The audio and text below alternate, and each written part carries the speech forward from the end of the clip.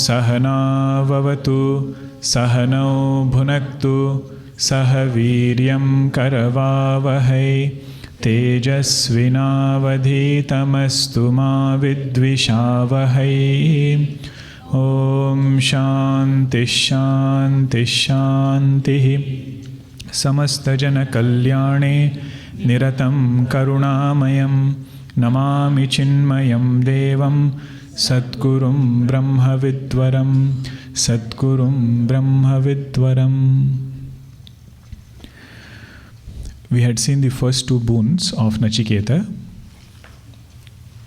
In the first boon, he had asked for well-being of his father. He said, "My father was angry with me. O Yamacharya, please bless in such a way that father's anger should calm down. Father should have good night's sleep. He should not have an agitated mind." Yamacharya said, "So be it." Second boon, Nachiketa asked, "Teach me that knowledge by which I can go to Swarga."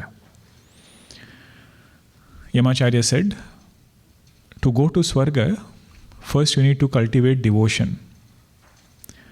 As part of Swarga Vidya, Yamacharya taught him the nuances of bhakti, nuances of upasana that was taught to him as part of second boon. Bhagwan Krishna in Bhagavad Gita, 7th chapter to 12th chapter, he is talking about Tatpada. If you notice the flow of thought in Bhagavad Gita, it's very beautiful. Generally, until 6th chapter, we are very comfortable. Talking about Karma Yoga, talking about mind, talking about meditation.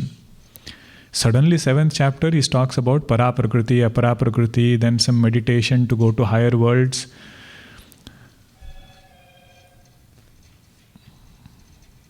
What is this change of topic suddenly? Bhagavan is telling Arjuna, until 6th chapter, I spoke about you. Now here's something about me also. You call me Dwarkadhish, but I am not only Dwarkadhish. I am Isha of this whole universe. Dwarka is one small portion that I rule, but I am not limited by a place. To explain this point, the topic of Para and Apara Prakriti is mentioned. Means, who is Bhagavan? Bhagavan is standing right next to Arjuna.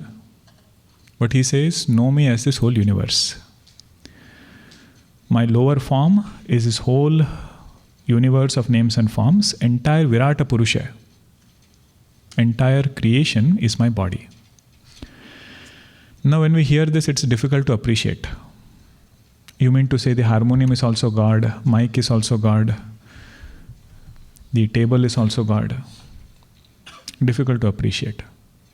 So Bhagavan says, okay, if this is difficult, first see God in certain sattvic things. If somebody tells us Arunachala mountain is God, Himalaya is God, sun is God, it's easy to appreciate. That becomes Vibhuti Yoga.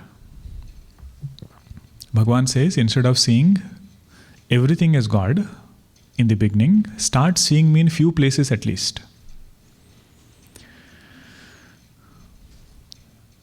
Then if somebody sees God in everything, in every place, that vision becomes Vishwarupa Darshan. So 10th chapter he spoke about Vibhuti, 11th chapter he speaks about Vishwarupa. He says, now graduate from seeing me in few things to seeing everything in me. Seeing whole universe as God, he says that is my Vishwarupa. And if that becomes a vision of a person, one who sees Bhagwan everywhere, he cannot but love Bhagwan. So that art of devotion becomes 12th chapter, which is Bhakti Yoga. The reason we are discussing this is, whatever we studied in Kathopanishad, elaboration of that we will find in Bhagavad Gita. It is not two separate topics.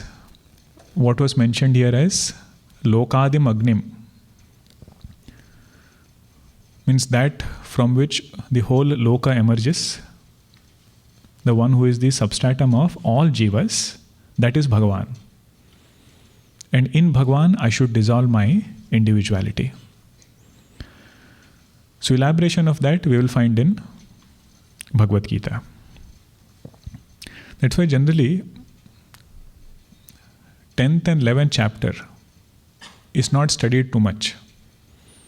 Have you seen generally Jnana Yajnas happening? 10th, 11th chapter will be very limited. One is it is longer also, difficult to cover in short time, but topic is abstract. Bhagavan is not talking about himself as one person. In fact, in whole Bhagavad Gita, Bhagavan did not talk about a particular form of the Lord. Vibhuti he pointed out, but he didn't tell Arjuna to meditate on his crown, on his eyes. That is one form of meditation. But he says, you also have to understand me as whole universe. Only when this tuning with totality happens, do we really benefit from devotion. Otherwise, on one hand, devotion also is there. Another hand, likes and dislikes are also there. Because if God is limited to one form, the person towards whom I am having likes and dislikes is different from God. God is somewhere, this person in front of me is somebody else. So if I have to really benefit from devotion, this kind of vision is needed. So that person who has understood God in this way, tuned with Bhagavan in this way, one who meditates in this way, that person is in Swarga while living. This was the second boon. Huh? Although Nachiketa asked for Swarga Vidya, Yamacharya said, I will teach you that devotion by which one can be in Swarga right here, right now. Can we do a short quiz on 17th verse? Oh, before that, I just wanted to mention one clarification. 16th verse, you see the first line, Tamabravit Priyamano Mahatma. I had mentioned Priyamana refers to Nachiketa, Mahatma refers to Yamacharya. So please correct it. Priyamana also refers to Yamacharya. Mahatma also refers to Yamacharya. One who is feeling love towards Nachiketa, that person is called as Priyamana. Our Yamacharya, and he alone is Mahatma. 17th verse, let us chant. You have to tell me all the different triplets. Okay? Trinachiketas tribhiretya sandhim trikarma krut tarati janma mrityu brahma jajñam devamidhyam viditva nichayemam shantimatyantameti. Okay, Jeopardy question for 200. What is Trinachiketa hai? One who has done Nachiketa sacrifice thrice, or one who has studied, reflected, and actually performed it. Two meanings were given. Either doing the same ritual thrice, or one who has studied it, resolved doubts through reflection. How to do this meditation, what is nature of God, he has reflected. Not only reflected, he has actually done it. That person is called as Trinachiketa. Okay, next one is 600. Huh? Tribihi etya sandhim. Built a bond with these three entities. First triplet is mother, father, guru. Very good. Second one is Veda, Smriti, Satpurusha. Wonderful. Wonderful. You feel so happy. Third one is Pratyaksha, Anumana and Agama. With Pratyaksha Pramana, gathering information through sense organs, he also infers things in the right way. Anumana Pramana. And Agama Pramana, good sayings, good words, that also he considers as valid means of knowledge. Shankaracharya clarifies all these three things, different triplets which are there, it is one to have them in our life. And it is another thing to feel a bond with them. Mother, father, teacher, having their presence is one. But second is to feel a bond with them and to learn from them. He says that is Tribihi Etya Sandhim. Then next one is Trikarma Krut. Trikarma Krut, what was it? Pujanam, study of scriptures, and Danam. Means no day should go by without worship of the Lord. This is lifestyle of a devotee. Different facets are pointed out. Whatever little time he can devote, some worship should be there. If not physical worship, at least Shivmanasa Puja. In our mind, we can worship Bhagwan, do whole Shodashopachara Puja in 5 minutes. And no day should go by without study of something spiritual. One Upanishad mantra, one chaupai of Ramcharitmanas, one verse of Bhagavad Gita. Nowadays we have many things on our phone, right? Apps are there. Whole Ramcharitmanas also you can get, Gita Press book, verse by verse along with the meaning. So whenever we are walking somewhere, going to some place, just taking one verse for reflection. Look at the chaupai, look at the meaning, or Bhagavad Gita verse, looking at the verse, and just staying with that verse. That itself is our swadhyaya. And whatever God has blessed us in abundance, sharing it with others. That is called as Danam. One who does it, that person, what does he gain? Tarati Janma Mrityu. He crosses over fear of transmigration, the pain of birth and death. Means his life becomes very blessed and cheerful while he is living. Brahmajajñam Devamediam Viditva. What is the meaning of Brahmajajñam? Virata Purusha, that which is born from Hiranyagarbha. Virata Purusha, this whole universe, which is Bhagwan's nature, he worships Bhagwan. Brahmajajñam Devam Idyam. Idyam means worships. Viditva. Shankaracharya clarifies, Viditva means Atma Bhavena Viditva. He feels presence of God outside. He feels presence of God inside. This question we should ask ourselves. Do we believe in God?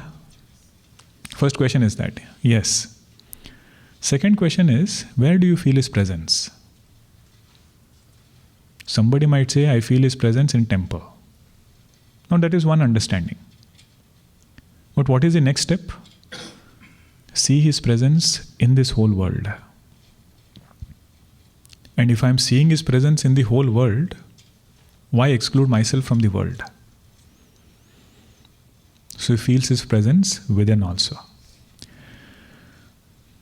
Constantly striving to erase his ego. Devotion, if you want to put it in one simple line, this is the process. Erasing the individual ego in Bhagwan, that is bhakti. He has not yet let go of identity with body and mind. He still feels I am a person. But as a person, he says, I don't have individual opinion, individual existence separate from my Bhagwan. Razi teri raza mein. In whatever nod God has, in that my nod also will be there. In that way, he erases his individual existence separate from God. What does he get because of this? Nichaya imam shantim atyantameti. Because of this practice, he doesn't get some power position. He says because of this practice, he gets peace in life. Atyantam shantim eti. I'm very impressed with all of you, your notes and your ability to remember. 18th verse, did we see? Let us chant still. Trinachiketas trayametad viditva ya evam vidvan chinute nachiketam samrutyupashan puratah pranodya shokatigo modate swargaloke. Trinachiketah trayametad viditva. The one who has understood this, Trinachiketa Agni, one who knows how to do upasana, how to do bhakti, and he has done it sincerely.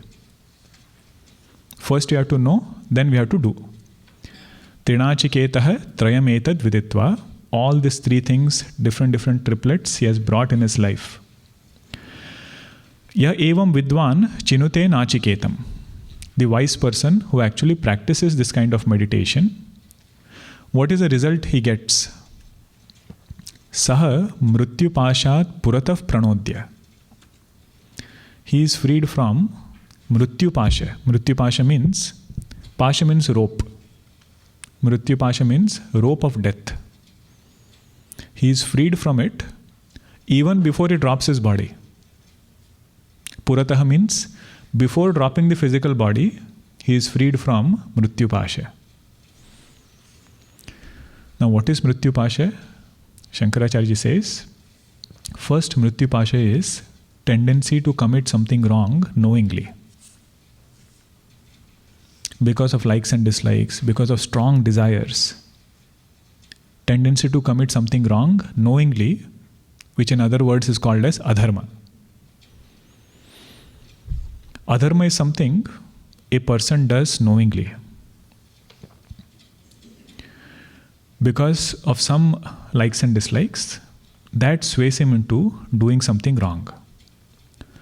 Now you think Duryodhana did not know what is right and wrong?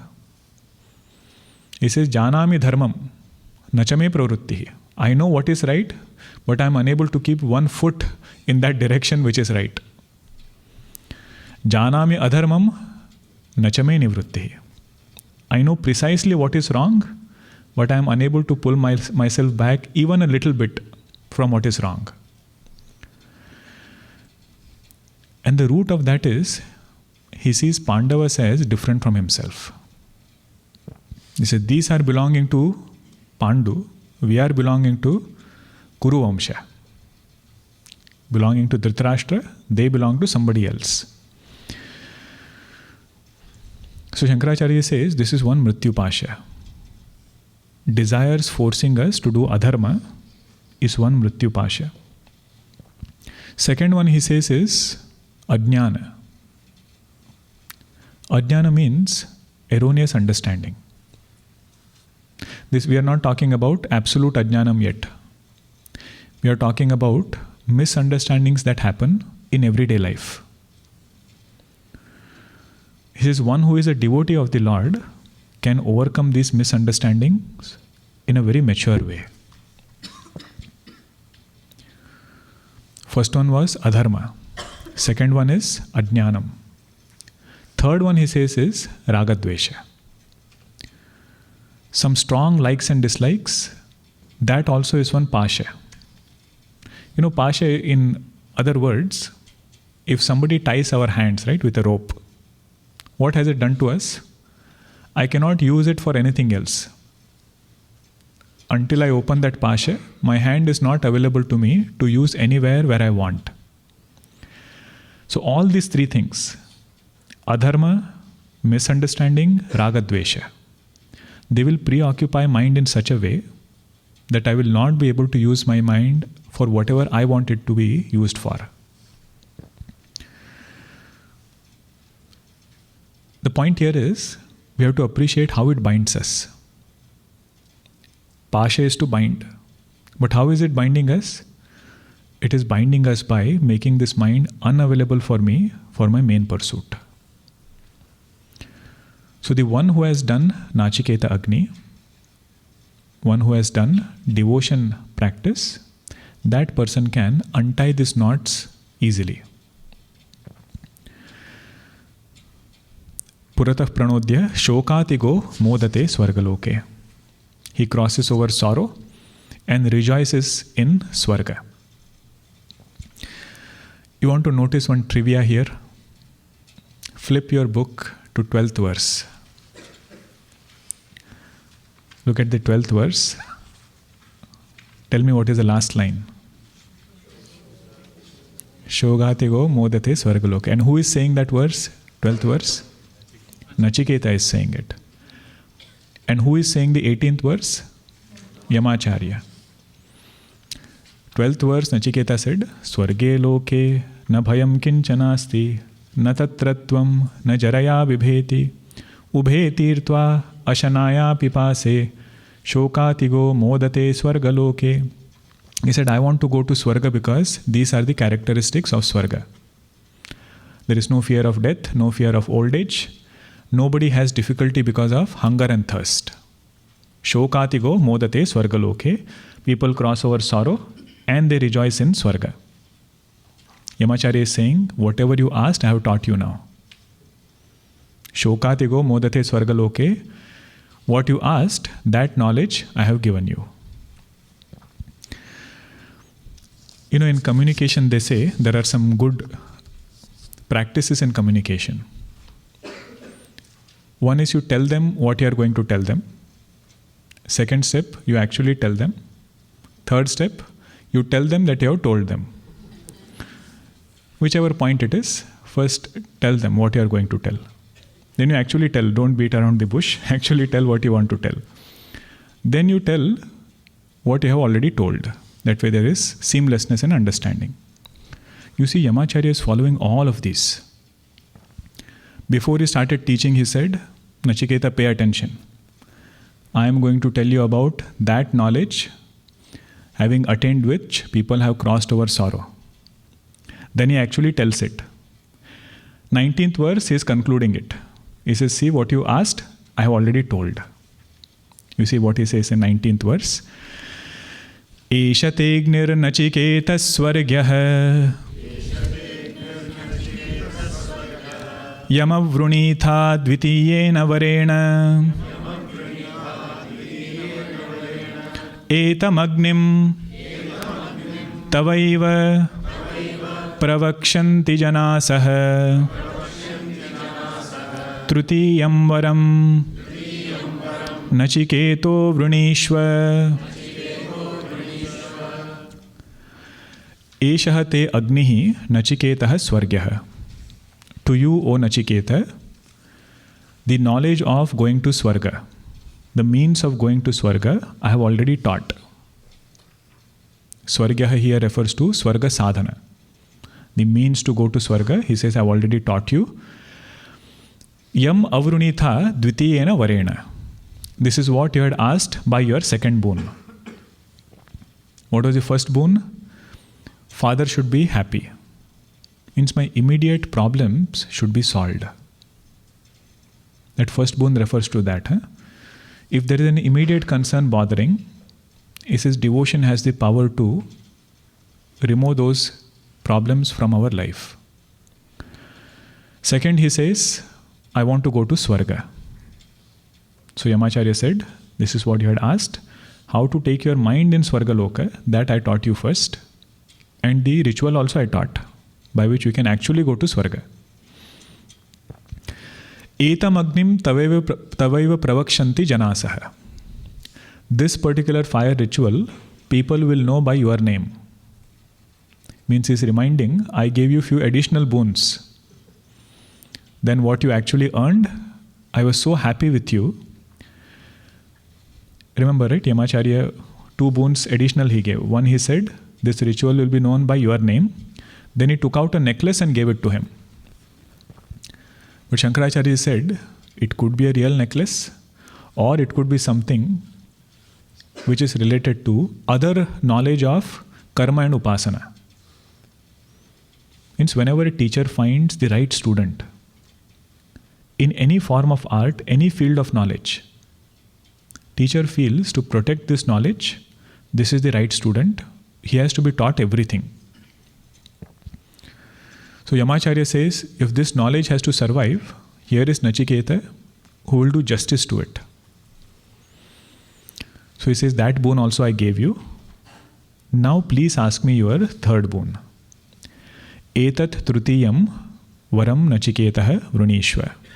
Or trutiyam varam nachiketo vrunishva. Please ask me your third boon. Bhagavan Shankaracharya clarifies here. He says, what was the need for Yamacharya to remind him of his third boon? Because he already gave 2 more. And if he forgets about his third boon, it's easier for him. Doesn't have to talk more. There he writes, Yamacharya is telling Nachiketa, I don't want to remain as your Runi. I don't want to remain indebted to you. If I have promised you something, unless I give it to you, I cannot go away. And this is just to highlight what is the nature of a jnani. Yamacharya is knower of the self. Supreme most wisdom he has. But when it comes to transactional world, they live by dharma. Because generally we hear so many things about knowledge. Once you attain knowledge, you are beyond all rules. Nistraya gunnye pativicharatah ko vidhi ko nishedha. The one who has crossed over all 3 gunas, where is vidhi, where is nisheda for him? That is only to say, they are not bound by any conditioning. But that jnani will go by all rules. So somebody like Nachiketa, somebody like Yamacharya, he says, I don't want to remain indebted to you. Please ask your third boon.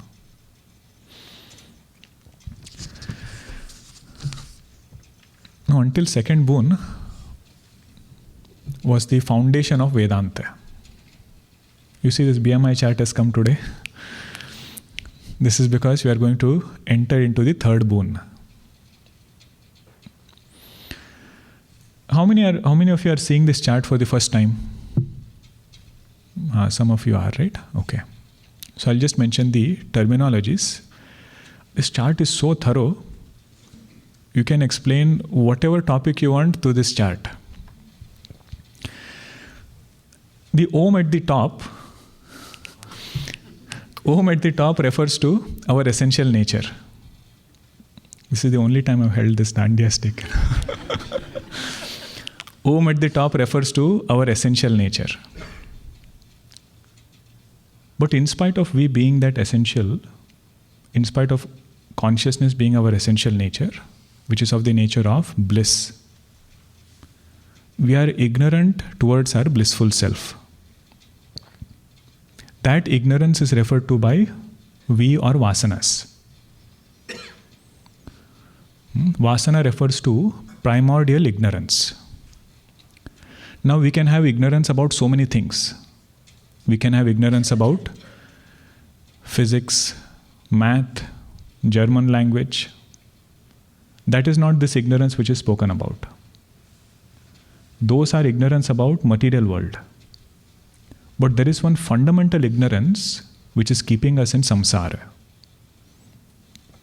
That is called as ajnanam, avidya, represented by vasanas. Now, if end of the story was here, it was still okay. I don't know myself as the truth. That is one part of it. But our story doesn't stop there. I don't know myself as consciousness, but I take myself to be something else. What is it that I take myself to be? Body, mind, and intellect. Gurudev calls it as non-apprehension and misapprehension. Non-apprehension is I don't know myself to be blissful Atma. Misapprehension is I take myself to be body, mind, and intellect. Means my whole game is running below this vasana.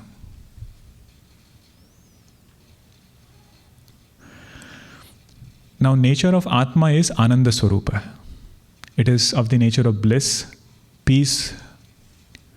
If I am ignorant towards it, where will I seek this peace now? Where will I seek happiness? We need happiness, end of the day. If I don't know that source, the only source I have is objects, emotions, and thoughts. So through body, I perceive objects. Through mind, I feel emotions. And through intellect, I think thoughts. So this becomes my cycle, where forgetting my true nature, holding on to something that I am not, whole life goes by. Not only this life, several lives have gone by. We have changed different bodies like jackets. Sometimes it was Devata Sharira. Many of us could have been Indras, come from Devata Loka. Sometimes it is some tree, some plant, some other human body. It could be an insect also. Different shariras we have traveled, different names we have had, different relations we have had. All because of I did not know my higher nature. Forgetting I am bliss, I seek happiness outside. Whatever desires I entertain, to fulfill that, I need more and more conditionings. So according to the environment that I deserve, I am given a body. We have to be very careful what we ask from God sometimes. Sometimes children say this, in my next birth, I want to be that bird which flies, so nicely. So you ask that bird, how do you feel? Limited degrees of freedom. More and more constraint in karmendriyas, that is lower yonis. Plant, for example, if it feels thirsty and you keep water next to it, it cannot drink. Because karmendriya of walking is not there. Organ of action of feet is not there. It has jnanendriya, it can feel. So human birth is something where jnanendriya and karmendriya is well blossomed. But the point here is, the whole show runs in ignorance. Ignorance is at the root, and body, mind, and intellect are the byproducts of ignorance. I take myself to be this conditioned entity, and I feel this is all my identity is about. I fail to appreciate that I have an identity devoid of these conditionings.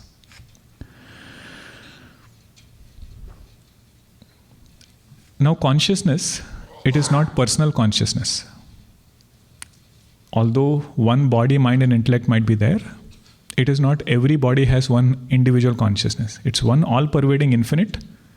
In that, different bodies, minds, intellects are appearing.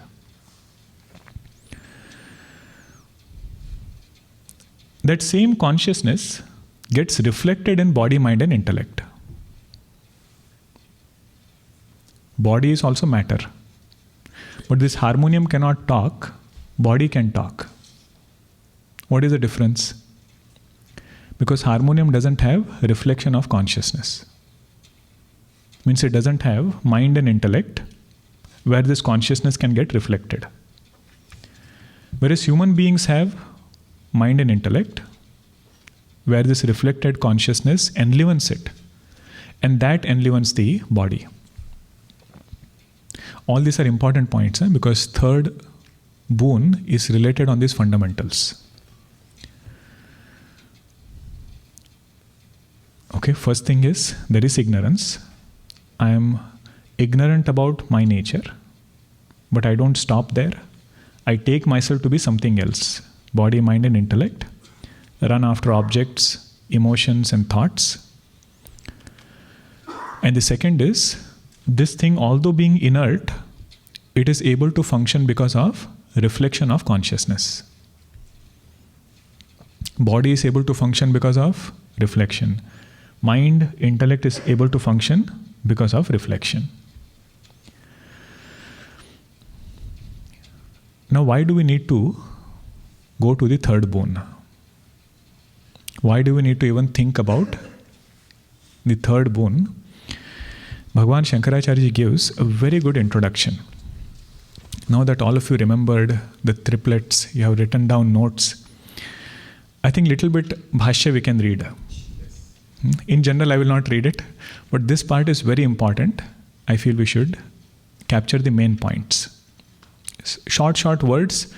Shankaracharya is introducing why Yamacharya is asking, or why Nachiketa is asking the third boon.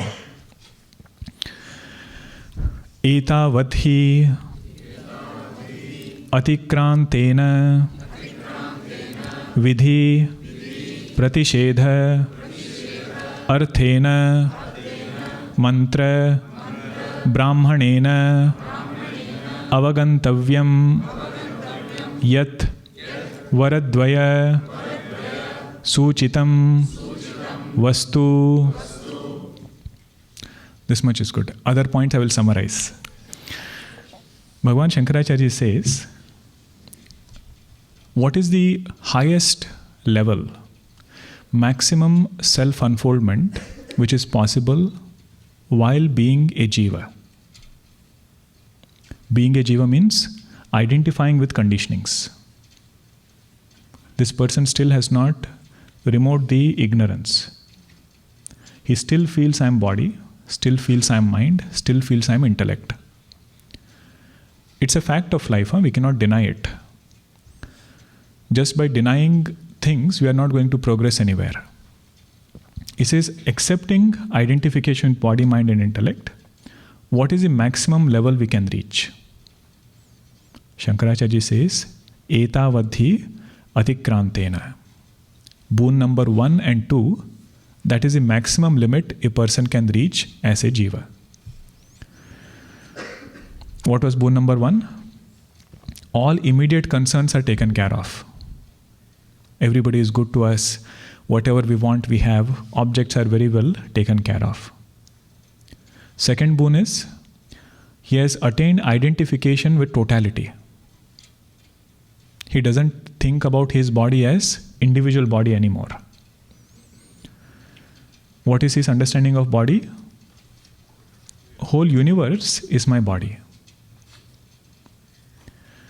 Mind, he doesn't take his mind as individual mind.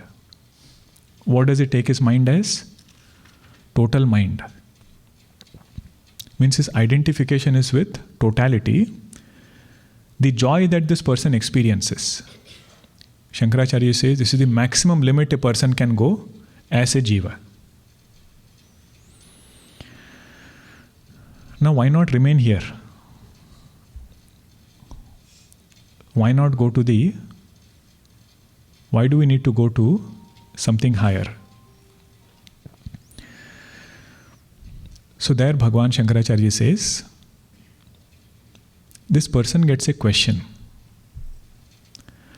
This conditioned existence, whatever I am experiencing, that I have a body, I have a mind, I have an intellect, is this my absolute identity? Or do I have some identity devoid of these conditionings also?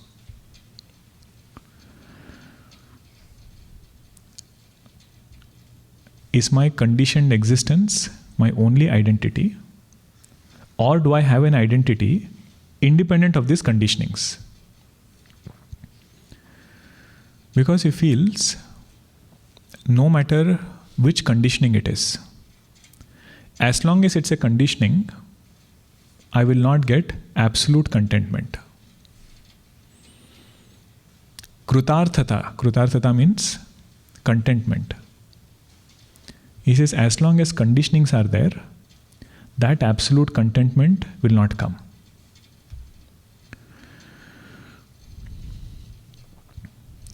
Conditioning, if you want to take an example, one good example is our glasses. If you wear it for long, you don't realize it is different from your body. Until you take it out and you realize, oh, something is missing here. Because it has been there with us for such a long time, we take it for granted that it is one with us. Like that, this body and mind has been with us for several janmas. So we take it for granted that my existence depends upon this body. To inquire into this topic, do I have an existence devoid of this body? Or am I dependent upon body and mind? To inquire into this, third boon has come. Another thing this person thinks about, first point is clear, right? What is the reason why he is inquiring into third boon? He has this question whether his conditioned existence is his only identity, or does he have an identity devoid of conditionings? Every day we drop it. In deep sleep, we drop our body, drop mind, but yet we continue. So he has this deep desire, deep question to understand, who am I? Because these conditionings are changing. They have changed so many times before. If I depend upon them, he says, I feel I am changing. Is this my only identity, or do I have an identity separate from these conditionings? This knot between consciousness and the not self, between the self and not self. To remove this knot only, whole Vedanta is here. Entire Vedanta is here to remove this mix-up which is happening between self and not self. Gurudev calls this as unholy wedlock. What cannot happen has actually happened. That consciousness and matter cannot get mixed up.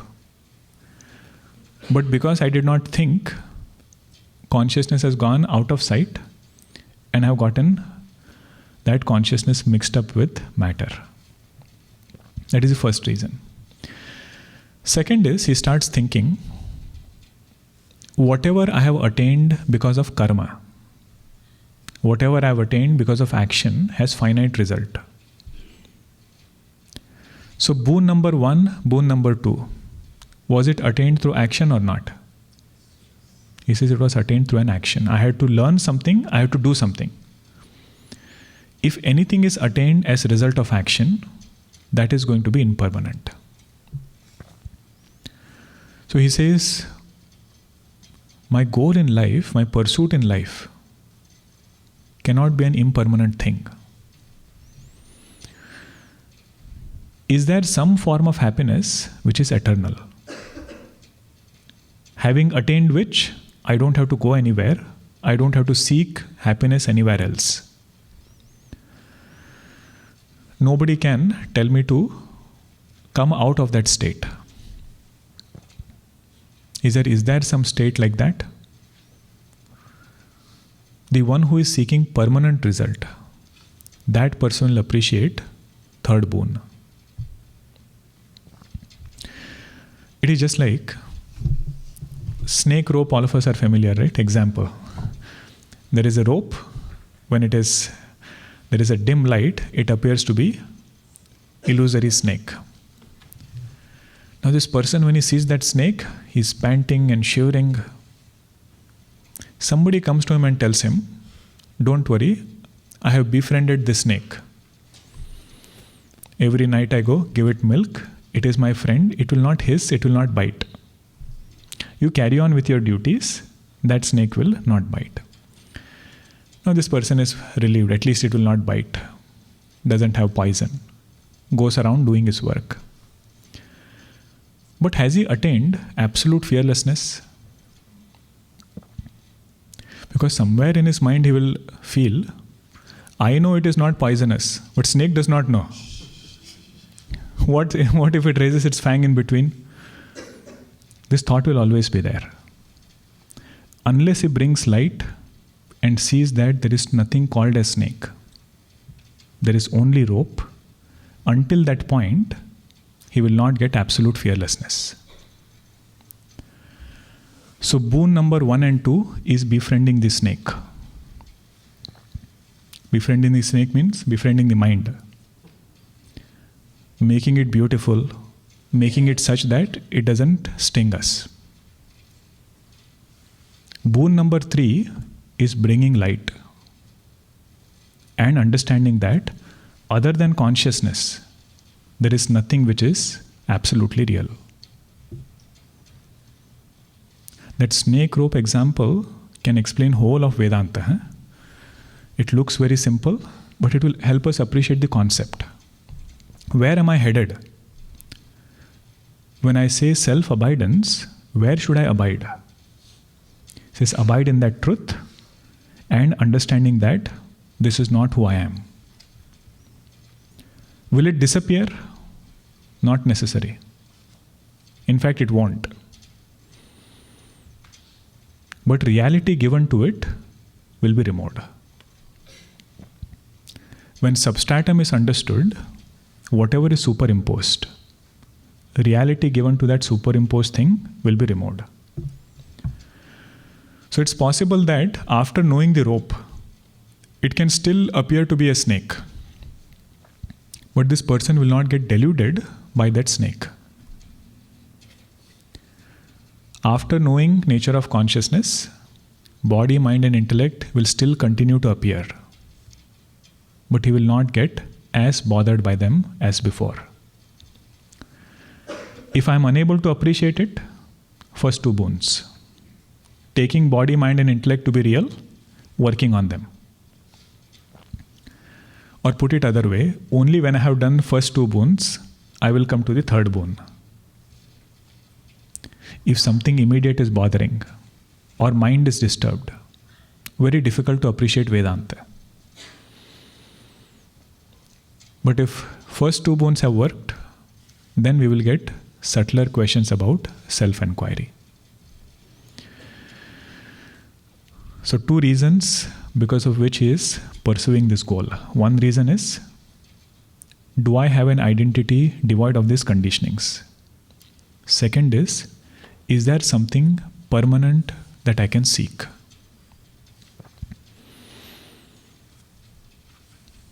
One who is seeking permanent goal, that person is mumukshu.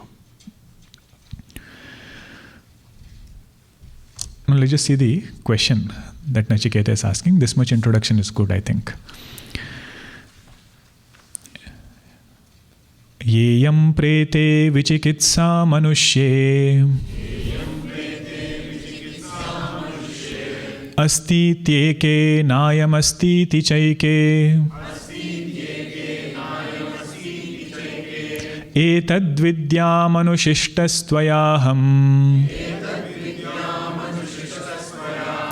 varanameshah varastrutiyah.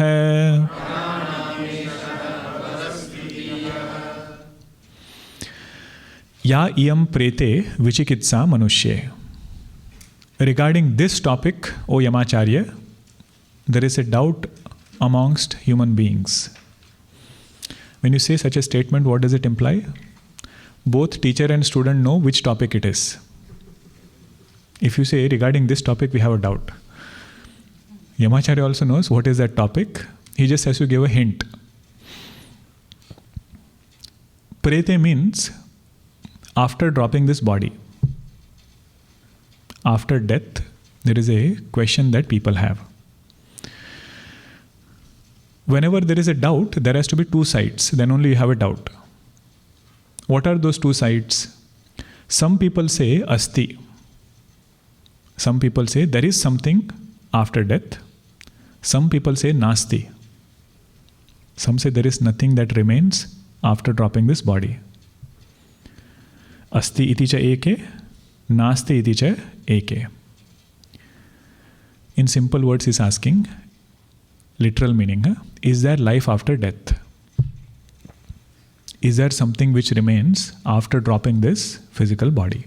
Some people say there is something, some people say there is nothing. Etad vidyam anushishtah tvaya aham. I want to understand this knowledge taught by you. Anushishtah tvaya, taught by you, I want to understand answer to this question. Varanam eshah varastrutiyah. This is my third boon which I want to ask. Now the question is, do you really think this is Nachiketa's question? Is he asking, is there life after death? He himself has come to Yamaloka after dropping his body. He is talking to Lord Yama. He doesn't have this doubt whether there is life after death. Previously, when his father was giving away old cows, what did he say? Ananda namate lokaha tamste gachanti tagataha.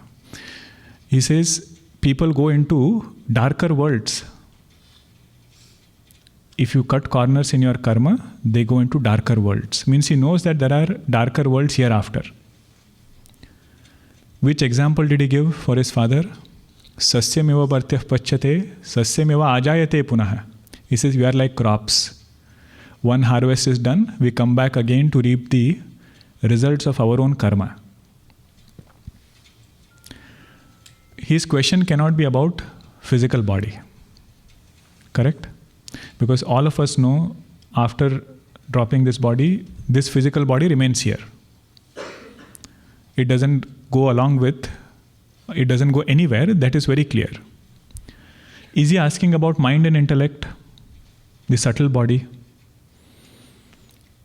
Because that could be one question, right? Does subtle body continue after dropping this physical body? He is not even asking about that. Because he already knows subtle body continues. He knows there are greater worlds. He knows there is life after death. In fact, second boon he asked was for Swarga. To go to higher worlds after dropping this body. So he doesn't have doubt about whether Jiva continues or not. So what is his doubt about? That we will see in the next session. To understand Nachiketa's question needs lot of thinking. Kathopanishad, sometimes we say, I understood the answer. What I didn't understand is his question. This happens with other text also, you know? Little bit complicated text, Panchadashi. We understand what is the answer, but we have to break our head to understand what is the question. What did the student ask? So it's a very beautiful question. Whatever background we saw, it will help us here. I'll not keep it a secret. He's just asking, when I negate conditionings, does something remain when conditionings are negated? So that word prete is not physical body. That word prete refers to all conditionings. He says in Vedanta you do Trigdrishya Viveka. You separate yourself from conditionings. You negate the conditionings. Neti neti. When you negate everything, some people say nothing remains. There is void. Some people say something remains. Please teach me such that I get clear knowledge of that truth. Is my conditioned existence my only identity? Or do I have an identity devoid of these conditionings? Slightly different, right? He is not just asking, is there life after death? Death here refers to conditionings. If conditionings are negated, do I remain or not? And if I remain, what is the nature of that I? This becomes the inquiry of who am I? Now Kathopanishad will start Vedantic teaching. After this third boon, whatever is being said is familiar topic. Okay.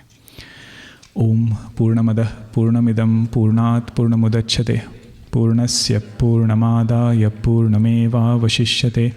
Om Shanti Shanti Shanti. Harihi Om Shri Gurubhyo Namaha. Harihi Om.